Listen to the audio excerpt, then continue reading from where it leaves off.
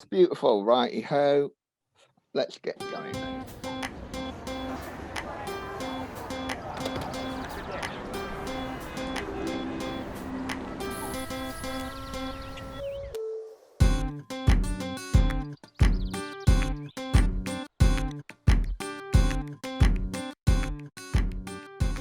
Today's theme is radical, and I'm just looking for the official definition of radical, which I seem to have got off.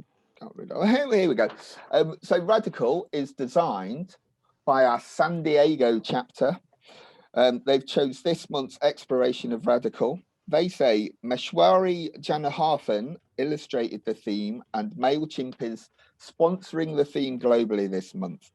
To learn more about Meshwari's work, we can pop it into the chat for you. But without further ado, we're going to introduce Mr. Stephen Noss, all the way from Cooper Parry, the head of creative and globally popular, it seems, Mr. Stephen Noss. Hi, everyone. Welcome. Delighted so many of you managed to come from all four corners of the globe. This is my first Creative Mornings, and I'm genuinely really looking forward to it. I will say my piece, and I know there's a Q&A. And for me, the key about the Q&A is just say anything, ask anything. There is nothing I won't answer, and you may not like the answer, but there is nothing that's off limits as far as I'm concerned. So fill your boots. When Tim invited me to this and let me know the theme radical, I kind of it didn't catch me off guard because I'd loved the concept. But then I thought, actually, in the creative sector, radical can be pretty intimidating. You know, there's a sense that we as creatives, and I hope you're all comfortable me using that kind of collective term, are under constant pressure to deliver creativity. And there's a sense that, I mean, that's what we love, that's what we do, don't get me wrong. But there's kind of a constant expectation that every day, incrementally, we need to crank it up more and more. And that got me thinking. So in terms of, let me just, for some reason it won't let me move my screen on. Here we go. It got me thinking that if I was an architect, a trainee architect, for example, and I was setting off on my career, and I saw this structure from Baku, Azerbaijan, gorgeous Zaha Hadid building, and I was setting off as a trainee, I'd be very intimidated by the radicalism of this. I'd absolutely love it, and I'd think one day, maybe. The reality would be that probably my first commission might be an extension on a 3-bed semi in suburbia. And the challenge in terms of feeling radical would be, what can I apply to that 3-bed semi extension as an architect that gets me to somewhere like this place? And that's quite challenging. And not everybody is going to get there. And we have to accept that. In terms of, and I'm showing my age a little bit here, but 1977 for me was a seminal year. I loved it. I'm from the punk generation. And these two albums, for those of you not aware, the one on the left of your screen is Animals, Pink Floyd, and obviously Nevermind, Sex Pistols. They both came out in '77. And in terms of being radical, there are some people, and actually I have this conversation, not regularly, let's be honest, but I do have this conversation around, there are some people that still believe Animals is a more radical album than the Sex Pistols. And you can argue, and people have argued the case. For me, The Sex Pistols changed everything musically. You know, it really, really was a kick up the arse to the industry.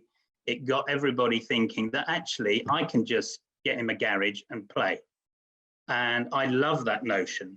Where creativity comes into that is a different concept, because it's radical. The creativity was more in the kind of the anarchy of the event and the ability to say, actually, 4 of us, we can't really play, but we've got attitude and we'll give it a go. And they did. And for me, that seminal moment was quite extraordinary. And you know, that was 1977. It would be easy to draw parallels right the way through musical history. My point there, as with the trainee architect, is if you are going down the musical route, now it's more challenging than ever, because the access globally to music sources is extraordinary. So achieving radical standout is naturally getting less and less and less easy to do. If you know you were in a town and there were 3 music venues, there were possibly 10 bands that would be on your competitive arena. Now it's a global audience. And so in terms of being radical, it's intimidating. The final kind of scenario that I'd like to is around art. And Tim mentioned that there's a few artists in the house. And, you know, for me, art is such a subjective thing. In terms of, you know, if you take sort of Angelica Kaufman portrait and then Picasso, the difference is quite extraordinary. But at the time, and even now, they are radical. They are both radical. So the definition of radical just is very, very variable, and probably even more so in the creative sector. Because I think, you know, if you are in science, if you operate in a very empirical environment like science, a radical approach to something can be more easily defined, because nobody has done it in that way, and it's very measurable, and the results are very quantitative and so on. In the creative sector, that's not so easy to do. So I believe in something that kind of, and I don't mean to sound pompous here, but I defined it as radical realism. So what do I mean by that? What I mean is that if we all got out of bed every morning and said, today I'm going to be radical, and you did that every day, after a week, we'd be bloody exhausted. We'd have no energy left, because the actual drive to constantly be radical. Oh no, we can't do that because we did that before. Can't do that because we did that before. We'd literally be drained of energy very, very quickly. So I think there is a lot to be said for seeing the radical in everything we do. So it's not always a big concept. It's not always a massive, groundbreaking, never seen before piece. What I believe is that there are opportunities to do radical things in small ways, regularly, daily, hourly even. And I'll come on to some examples of that, because for me, in terms of my role at Cooper Parry, and I'll explain a bit of my role. But when I've been working with Cooper Parry for 20 years, but I've actually only been in-house as head of creative for 2. And the brand over 20 years has evolved massively. The brand now, so if, for example, a lot of you clearly won't be familiar with the Cooper Parry brand, and this is not about a takeover for me to show you our brand. But what I can do is give you some examples of what I mean by radical realism, in the idea of keeping it real and achievable. So for example, within our brand, we have what we refer to as masterpieces, and there are 6 pieces of artwork that we use broadly across an awful lot of our communications. And they, in that kind of collage style, are a visual summation of everything that is Cooper Parry.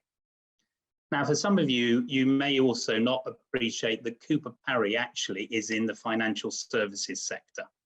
So we are doing something that is, I hope, quite radical generally, but in the financial services sector, it's probably, it clearly is seen as even more radical, and we love that. We absolutely love that. So in terms of being radical, we all know what's happened over the last 9 months or so. What we did, for example, with our masterpieces is we turned them from masterpieces into masterpieces. See what I did there? And we didn't change the artwork significantly, other than where appropriate and not in each case, we applied masks. Now, this is not to trivialize, what is going on globally, not at all, but it is to accept that this is the new world we're living in. How can we reflect that in our brand, but not change the brand? Now, actually, that was an incredibly simple thing to do. Didn't take a lot of time, didn't take a lot of money, but actually has had a massive impact. And we get an awful lot of feedback. And it's kind of just oh, nice. And that's all it needs to be. And for me, that's a good example of radical realism, doing something very simple, very effective. And I perceive that as radical. Whether anybody else does, that's a different thing. Similarly, just a very small thing in terms of we went from flat color to gradient color quite recently. And again, the impact has been massive because it just breathes a freshness into some of our visual bombs. Another thing that I think we can all do is when you walk into Skyview, the office I'm in now, near East Midlands Airport, we have this sign displayed on the table as you walk in. And these effectively are our house rules. Now, for most businesses, these would be quite, forward thinking. Again, in our sector, they are really forward thinking, I believe, but they sum up the culture of the business. Now, I'm not showing this as a piece of design. I'm showing this as a way of, in terms of being a radical brand, how the look and feel is one thing in terms of, say, the masterpieces, but how we sound is absolutely critical. So the tone that we adopt. So actually, the very first line as you walk into reception that says celebrate life, I think gives you a warm, fuzzy feeling. And I hope that for most people when they walk in, it does too. But there's also kind of in these few statements, there are, take risks, learn from mistakes. Not many businesses are very comfortable saying, admitting that as a business, we might make mistakes. What the hell, we're financial services.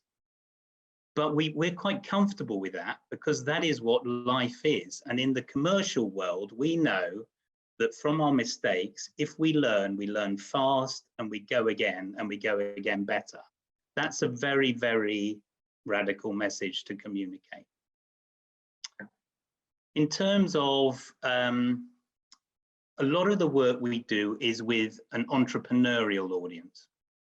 And we have, actually, we're in the middle of an event, a week-long event that we call the Revolution. And last year, it was all clearly very different because it was physical meetings, congregations, collaborations, and so on.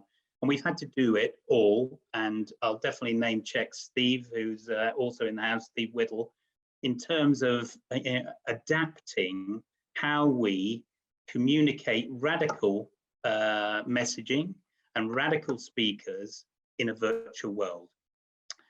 And it's been interesting because, the power of social media, for example, we've had to work bloody hard to push this message out, because, and I was chatting to Tim about this earlier, the arena is so competitive for quality content.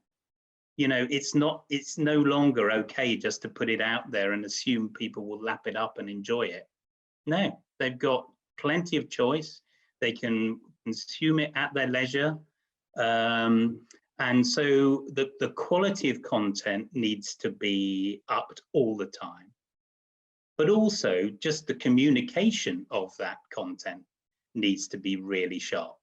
So we've done, you know, there are 3 things we've done for, you know, for example, we've gone at one extreme.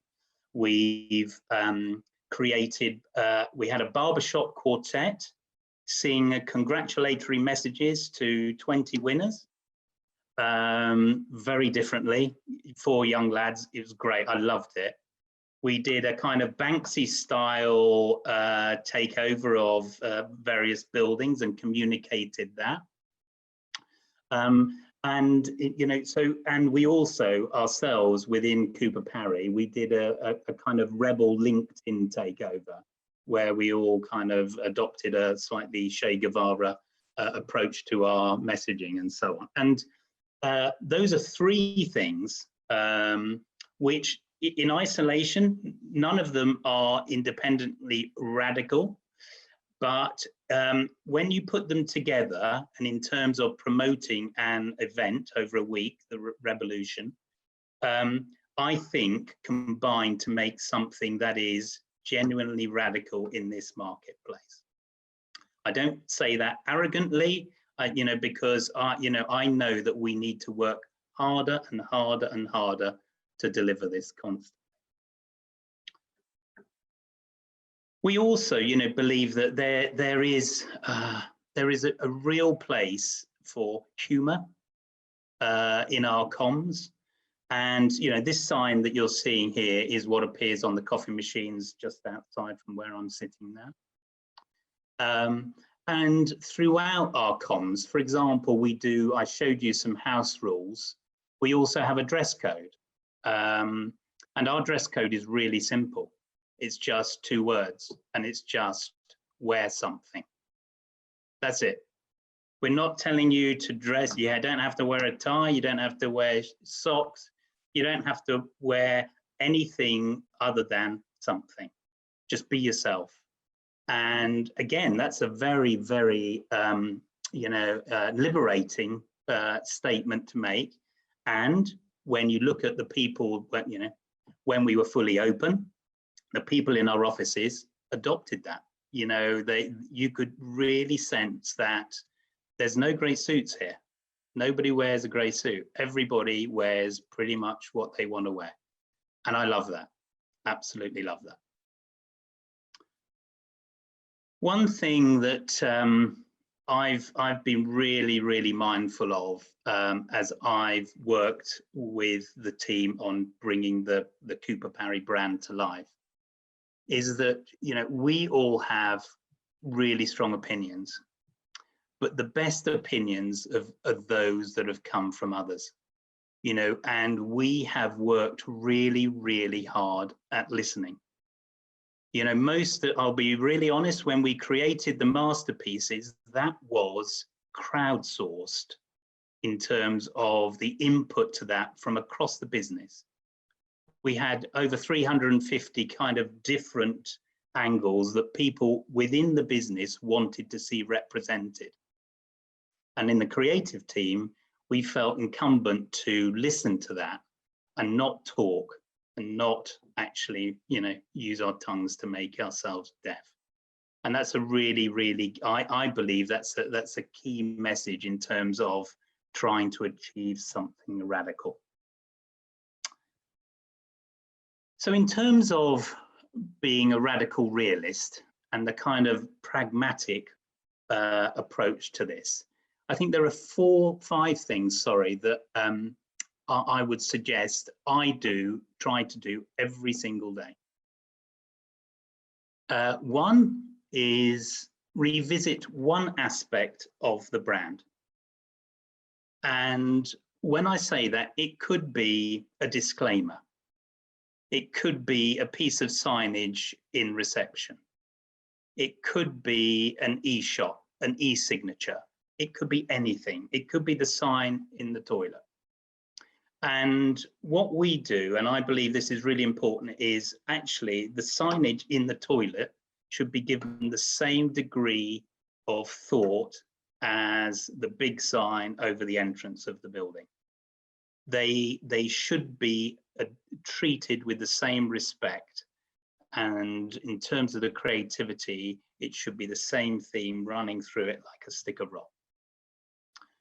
Going back to the previous point, in terms of listening, there's also a sense that question everything. So I'm sure in all of your businesses and in your workplaces, there are things that every day you go, why do we do that? Why do we say that? Why do we do that? And that kind of curiosity and questioning, I think, is central to driving things on in a radical way. I mentioned about the sense that if you kind of wake up in the morning and say, I want to be radical today, you're going to run out of energy very quickly.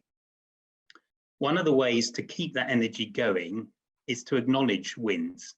You know, so when the team does something that is just special, celebrate it. You know, it doesn't mean you need to crack open the champagne every single time. Just, you know, you can do that just every other day. But just, you know, in terms of the small wins, you go, yeah, that's nice. Acknowledge it. Acknowledge it to your peers. You know, for me, I can think of nothing better than seeing something that the team has created that actually I've had nothing to do with. I love that, where they just say, Steve, what do you think? And I just go, bloody good, love it.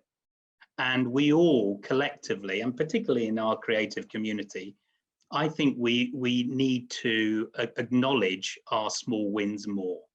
You know, we're doing a bloody good job out there. And I'm not saying we don't get the respect that we are due, but even within our community, I think we should give praise where praise is due. Something I've really learned, particularly in the last probably 10 years, is the need from a creative point of view to back your gut instinct up with measures. If you'd asked me this 10 years ago, I would have said, I don't believe in any of that. It's just, it's a gut feel. I instinctively can sense whether something is right or not, and I'll fly it up there and see what happens. Now, I'm far more kind of aware of the power of data. And, you know, in the world we're living in now, a great idea can be a great idea, but if it's not seen by the right people at the right time, in the right media, it's going to fail. Doesn't matter how bloody good it is. It could be brilliant, but if the wrong people are seeing it or nobody is seeing it, it's never going to fly. So actually, you know, there's always a sense in the creatives community that, you know, where does creativity and where do the balance between creativity and science? I think now, and particularly in the digital age that we're in, the ability to use data as a key driver in the creative process, in the radical creative process, has never been more important. The kind of theme that you'll be aware is sort of probably and hopefully consistent with what I've been saying is this sense that everything should be evolution. The ability to kind of create a revolution on a daily basis, forget it. There can be milestones within a journey that are big jumps, quantum leaps. But if you think of evolution as a daily process, one, you'll feel more rewarded because you'll feel like you've achieved more, and you won't be thinking, we haven't come up with a ground shaking idea today. I'm sure you have, but it doesn't need to be big all the time. In a way, this last point for me is possibly the most important of them all. I think right now we're all under kind of pressures that we've never experienced before. Hopefully we won't experience again. and we're all dealing with it in very different ways. And for me, one of the key ways of dealing with it is to enjoy it, relish it, tackle it on, face on. Because if we're not enjoying what we're doing now, we're never going to enjoy it. Times are really hard, and for a lot of people, it's very, I don't mean to say it like a trite thing. We'll just go out and have fun. It's, everything's fine, glass half full kind of stuff. I'm not being trite. I'm just saying that in terms of approach to creativity, if you enjoy it, the results will be better. I honestly believe that if there is more fun there, doesn't mean you don't challenge, doesn't mean there aren't tough decisions, but inject fun into everything we do. And frankly, that's never been more important than right now. And this is a quote from a good friend of mine, old friend of mine, Socrates. And the key here is that it just, to me, underlines that what we're dealing with now is not new. These are age-old issues. But what a lovely notion that you don't have to waste all of that energy trying to dismantle something, trying to pull something down. Forget all that negative energy, just channel it into building something new and different and exciting. Now that, couple of 1,000-year-old quote, more relevant than ever right now. That's me done. Thank you very much for listening. Time for a cortado for me, well, in a minute. But as I said, in terms of the Q&A, please fire anything you like at me. I'll do my best to answer. And thank you for inviting me to this creative morning. I've really enjoyed it, and I'm looking forward to the next hour or so. Thank you very much. Thanks, Steve. That was really good. Everybody do a silent clap.